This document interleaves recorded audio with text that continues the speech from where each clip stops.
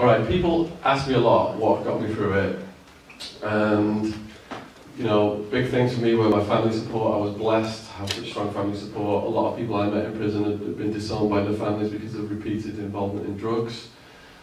The blog readers, sending me letters, the books, sending fellow prisoners letters and books. In terms of spirituality, I got deep into yoga and meditation. When I got moved in with the cockroaches and the murderers, and I couldn't sleep with the cockroaches calling me, I started to hear imaginary voices, going days without sleep and seeing imaginary cockroaches. And you know, I got to the point where I was on the brink of suicidal insanity. They told me I was facing up to 200 years. And they did put me on medication at that point, but what got me off the medication was meditation.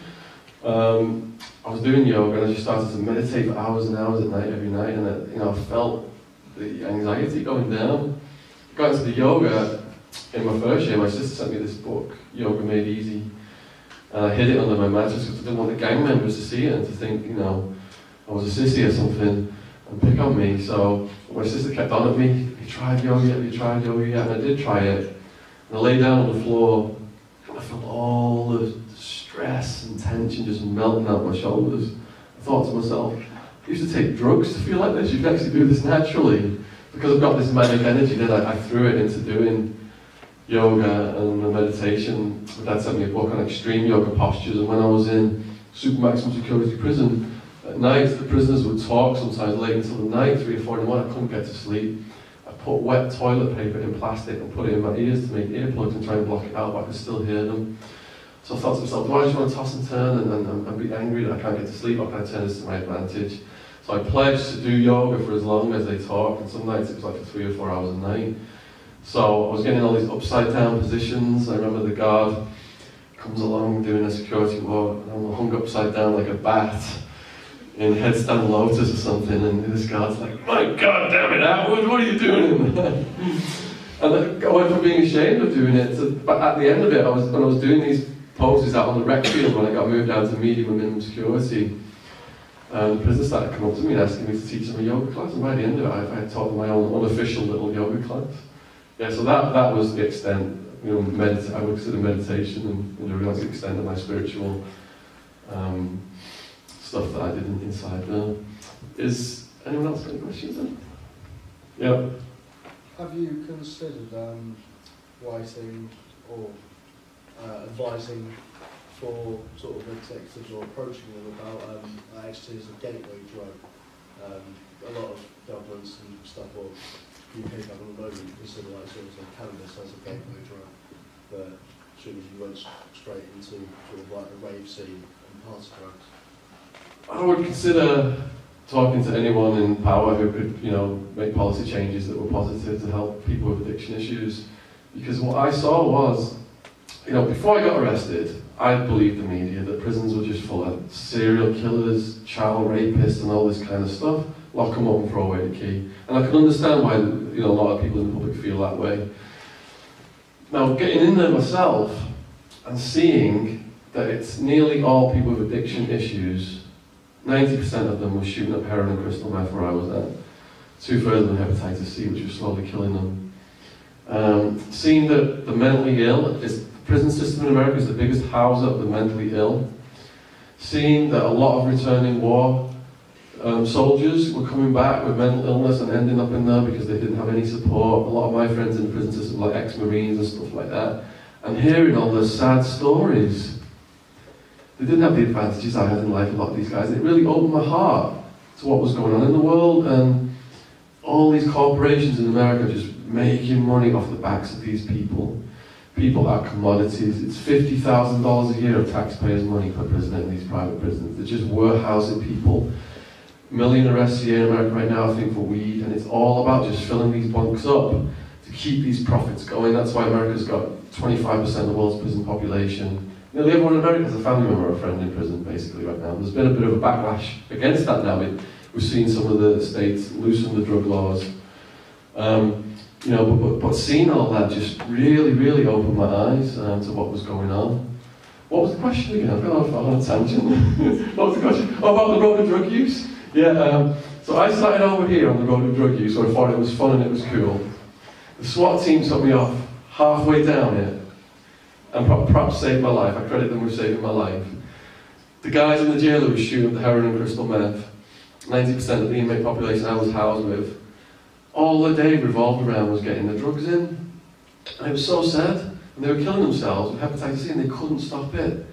So it showed the road of drug use to me, which I wasn't aware of before I got arrested. Before I got arrested, all I was thinking of, just keeping the party going for everyone, this is fun, this is a buzz. I didn't understand the road of drug use. So you said about pot and ecstasy being gateway drugs. My opinion is, I hear that bandied about a lot, but my opinion is, that lifestyle has this long road, and whatever drugs you start at, you then put yourself further down that road. And that's why I go into the schools and say, look, here's what could come at you down that road, to try and make them see, you know what's ahead of them. And not everyone's going to destroy themselves on drugs. Neuroscience is saying, so many of us have got this gene now, addiction personality, addictive personality, and they're the ones who self-destruct. 2/3 of young people in this country are presently trying drugs, and the average one starts in the late teens and finishes in the mid to late 20s, and they go on to have normal lives. But the criminalisation of it, we've got 2 million young people in this country with weed convictions that are having real difficulty getting back into the job market, and so I think that the whole drugs law thing needs to be relooked at, because it's a massive disaster for the taxpayers. But you've got all these corporations making money off it, but are keeping it in place. And in America, they make massive political contributions to both sides. So whoever wins the election just keeps these contracts going. Okay, next question, please. Yep. How do you feel, your personal professional opinion on legal highs, and obviously the increase in penal response to legal highs, their distribution and their use? Be interesting, because obviously, talking of gateway drugs, a lot of them, they are for young people, offering a gateway sort of where they feel protected from penal measures, and trading that off with the legalisation of substances. Okay, legal highs are a direct response to making drugs illegal.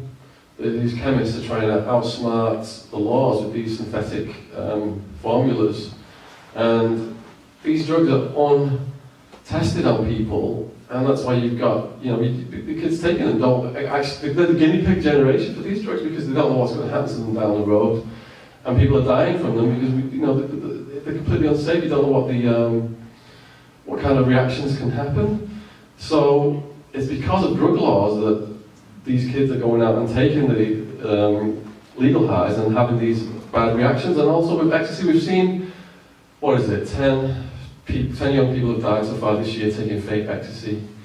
It's got an ingredient in it called PMA, these pills. Now the reason these people are dying from the supply side of things is because governments have tried to stamp out illegal ecstasy. And to try and stamp out legal ecstasy, they've gone to the people making the ingredients, such as the sassafras, and they've had them reduce the supply of sassafras. So the ecstasy manufacturers are now making these pills that don't have the proper ingredients for it to be real ecstasy. They're putting these other ingredients in, which are toxic. PMA is toxic, and if someone takes a PMA pill, they kind of feel like they're on ecstasy, but not enough, and they don't. It's slower to hit them, and they think they've not took enough of it, and they take more because it's toxic. The toxicity racks up fast, and that's what causes the deaths. So again, the war on drugs, knocking the sassafras suppliers down, these fake pills are being produced, which are killing people. So it's another unintended consequence of drug laws. Yep. I was interested in the response to your blogs, and they must have pretty much known, well, they came to you in prison that you were releasing it, and how you managed to keep that going on. And also, as a result of the blogs, how was it, Sheriff Joe, what was the public outcry in America about his actions, or was it? Okay, first question. I started the blog in the maximum security remand jail run by Sheriff Joe Arpaio, where the guards were routinely murdering the prisoners. That was the place that 62 people died over 5 years. My mum didn't want me to do it. because she knew about these deaths that I described to you earlier, and we ended up deciding to do it under my fake name, John. And the jail never ever knew that I was doing it. It was way too dangerous for them to ever find out. And once I got moved up to the prison system, which is a separate legal jurisdiction, in America, jail and prison are two separate entities. Jail is where you're on remand, and prison is where you go to serve the balance of your sentence. In the prison system, I felt comparatively safer because each building was actually named after a guard who had been murdered by the prisoners. It's more the other way around. Now, blogs were just starting to get in the news back then. The wheels of bureaucracy are quite slow. They did cotton onto it, and a sergeant pulled me out, and he said he'd been commissioned to read the whole thing to see if I'd used any real names, which would have made it a threat to the security of the institution. And he hadn't found any real names. That's all he was assigned to do. And he said he liked my sense of humour, and he enjoyed reading it and seeing it through the eyes of an inmate. But afterwards, since then, the prison and the jail are both classified by books on my blog as a threat to the security institution. And the prisoners, they're not allowed to write to me, but they send letters to someone else and he forwards them to me. That's what happens. One of the guys started a blog on the back of my blog, and he was still in there. They moved him 4 times in a year because he was blogging, which is very unsettling. And he also lost his good time. They basically extended his sentence for blogging. But your freedom of expression is guaranteed under the Constitution. Anyway, he ended up, the reason he stopped and the reason he actually got released was a lady wrote to me who read my blog asking me for a pen pal, and I referred her to him. She went out to visit him, and they ended up getting married, and she said she needs to stop blogging so you can get out. So that's a happy story, it's not all a catalogue of horrors. But yeah, that was your first question. Alright, so your second question, could you repeat that? Sorry. Yeah, just interested on the public reaction in the States about Sheriff Joe and his unacceptable. Okay, I aligned myself with some other people who were campaigning against the sheriff around the time my blog came out and it got in the news, the BBC and stuff like that, including Mothers Against Sheriff Joe Arpaio. One of the mothers, her son had been murdered by the area brotherhood in Tent City. Another one of them, it was a lady who was actually her brother. Sheriff Joe Arpaio and his team had tried to coax a mentally ill prisoner who just got released into buying bomb parts to blow the sheriff up. And they went to sell this kid the parts at a restaurant. They surrounded it with police and they surrounded it with media.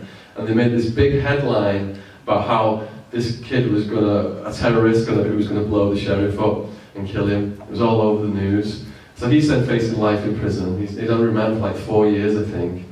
And he went to trial, and the jury found him innocent, and not only that, said it was a blatant publicity stunt by the sheriff's office. So campaigning with these guys around that time, it was a combination of factors that got that jail closed down, the maximum security jail, but he runs 6 different jails. Now you're asked in terms of the effect my writing has had on the American response. The biggest effect I had was my Banged Up Abroad episode. It's called Locked Up Abroad in America. It premiered to 10 million people about 2 years ago in the States. And I woke up to 500 emails, and it went up to 1,000 by the end of the week. And those people were completely outraged. They didn't know this was going on, a lot of them. People who previously voted for the sheriff said they were no longer going to vote for him. So, he gets elected every 4 years, and all we can do is just keep campaigning and keep raising people's awareness, because people don't care about prisoners. Until their son or daughter gets arrested for weed, and they're getting a call from a jail saying, I'm stuck in a cell with someone who's got a shank and threatening to rape me and I need $10,000 to bail out. Generally, people don't care about prisoners. It's just this forgotten world. So all we can do is just keep on campaigning and keep, exposing what's going on and raising awareness in the hope that the tide will turn and this guy won't get elected one of these days, and they'll create a more humane system. I'm not saying it should be easy, but do we want all these people in prison and getting out and committing more crimes? Because that's Arizona, which prides itself on having the toughest prisons, has got the highest crime according to FBI statistics in the whole country. But that's what our politicians are doing. They're looking at the US justice system and introducing measures here, privatisation and stuff like that. But we should be looking at the Scandinavians, because the Scandinavians have got the lowest crime and reoffending in the world. It's a more humane approach. They give the guys job skills, counselling and all this kind of stuff. But there's something deep-rooted in the human psyche that feels, lock them up and throw away the key. I understand it because I thought that myself. And I understand how the media just plays it up about gourmet food for prisoners and PlayStations for prisoners, and they just keep that mindset going. And that's why the politicians in conspiracy with these private prisons can make all the money off the back of people with addiction issues and get away with it, which is basically what's going on. Yeah. Yes? You've told us about the prevalence of rape and drugs inside prison. Do you think that's going to be as big a problem following like the privatisation of the prisons in this country? Okay, the privatisation of the prisons leads to extreme gang behaviour in America. That's what I saw personally. If you bring a private prison in, they say we're going to do this, we're going to save you that, and all this kind of stuff. But what happens is then, because they're maximising the profits, they keep the guards to inmate ratios at a real dangerous level. In Arizona, they cut off the perimeter guards that were going around at night, and some prisons actually escaped and went on a murder rampage. So if you've got two prisoners watching hundreds, if you've got two guards watching hundreds of prisoners, it gets completely gang controlled, and the gangs can just do absolutely anything that they want. So when you go into prison, when I went into prison, I had to pay a heed to the prison rules, but even more so, maybe more important was paying heed to the gang rules, because they've got power of life and death over you. If they want to rape you, if you've done something, and there's not much you can do to stop it. It's so prevalent in America, they have a rape class. Rape class is under PREA, Prison Rape Elimination Act. We have to all go in now and watch this video where these prisoners try and lure young prisoners in with candy and stuff like that, and it teaches you not to get in debt with these guys, otherwise they're going to come back and ask for sexual favours and stuff like that. And the bottom line of the rape class was, to stop rape, we have to report it. Now, if you report anything in prison, you're a snitch. And the rule for snitches is KOS, kill on sight. And one of the guys said, how can we report anything? That would make us a snitch. And then right after that rape class that I attended, a young mentally ill prisoner was gang raped and no one reported a thing. So, the private prisons come in and they say we're going to do this and this and this, but at the end of the day, they're boasting in their annual reports, such as Corrections Corporation of America, because in my degree, I did business, finance, stock market, forensic accountancy, I read annual reports. Corrections Corporation of America are saying in their annual report to their shareholders, our profit growth is guaranteed because reoffending is so high in our prisons. They're not correcting people, they're breaking them. If you treat people like animals, they will get out, and some of them will behave like animals. And it's allowed to be drug and gang infested, from what I saw, because then these guys don't stand a chance. They come right back and keep that $50,000 a year of taxpayers' money rolling into the prison. The gang knows it as well. The gang gives these young people come in, maybe the weed heads or club drug heads, and they come in, click up with the gang, start shooting up heroin and crystal meth. The gang give them these neo-Nazi tattoos on their faces, swastikas, SS lightning bolts, because they know when they get out, they try and get a job. There's just no chance in hell. They're going to come right back to prison and be part of the gang. So these people go in and both sides are stacked against them. The prison's stacked against them and the gang side is stacked against them. It just keeps this crime going, keeps it going. From what I saw, it was a revolving door. Okay? Questions? First one was, are facial tattoos prevalent? When you go out in your everyday life, you generally don't see people with facial tattoos. Now, in prison, you will see people with facial tattoos. Well, not everyone's got facial tattoos. So, I showed the extreme end of it in my pictures. So if I go to prison where there's a couple hundred guys, for example, maybe 5 guys or less are going to have them all over, completely all over the faces, and look like that. Okay, let's go on to the second question now. What was it? Is it more linked to, say, being identified with that gang, or is it more about earning your tattoos? Okay, it's all gang culture from what I was aware of. And, to earn your tattoos, you've got to put in work for the gang. That's what it's all about. And that means committing acts of violence. Okay, there's a third? Are there certain gangs that are more known for this, or is this kind of... All of them. It's like they're competing against each other to have the baddest tattoos. Yeah. And was something that was a bit more than that? Was that it? No. Okay, that's it. Okay. Well, thanks for the questions. Alright, anyone else got anything? Yeah. The T-Bone Appreciation Society.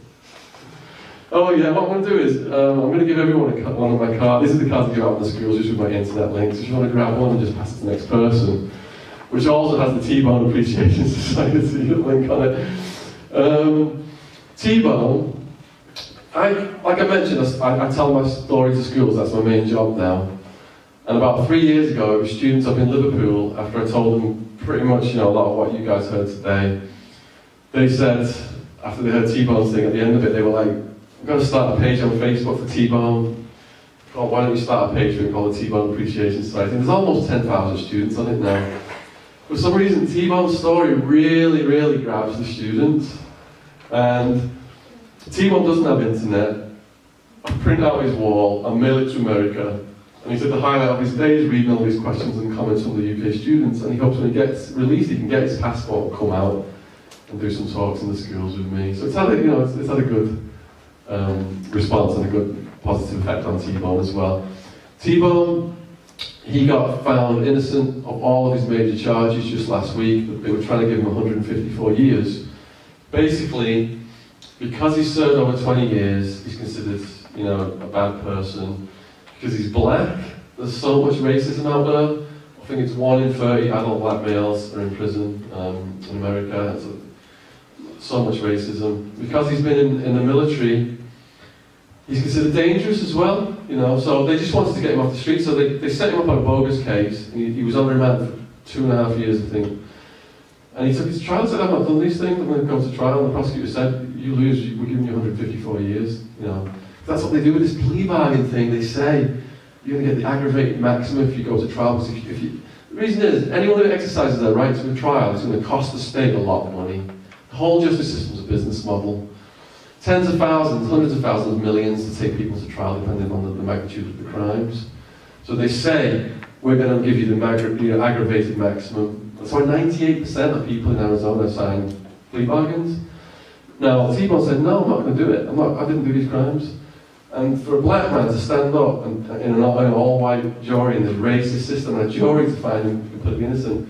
At the trial, the police brought forth a witness, and his attorney then said, we know this lady's a liar, don't we? To the lead detective said, yeah, I don't know if she's a liar.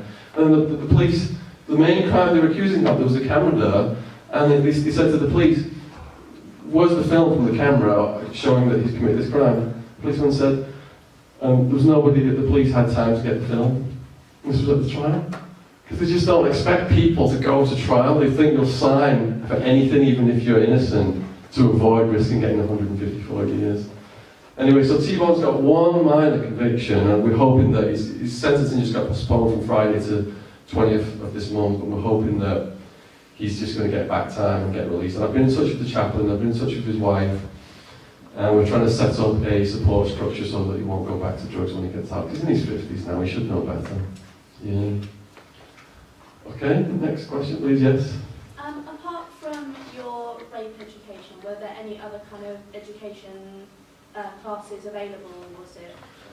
Okay, in the prison there will be classes offered, and what it will be generally is a contract to do all these classes in the prison with buddies, corporate buddies of the people running the prisons, and the prisoners just come in and sit down and do these classes and just go through the motions, and no one's learning anything.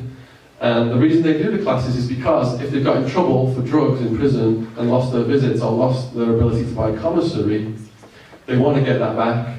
So everyone's just going through the motions, they're not learning anything. There are all these corporate contracts that don't mean anything to the prisoners, and the prisoners are attending them just to play the system so they can get their visits back and they can get their ability to buy commissary back.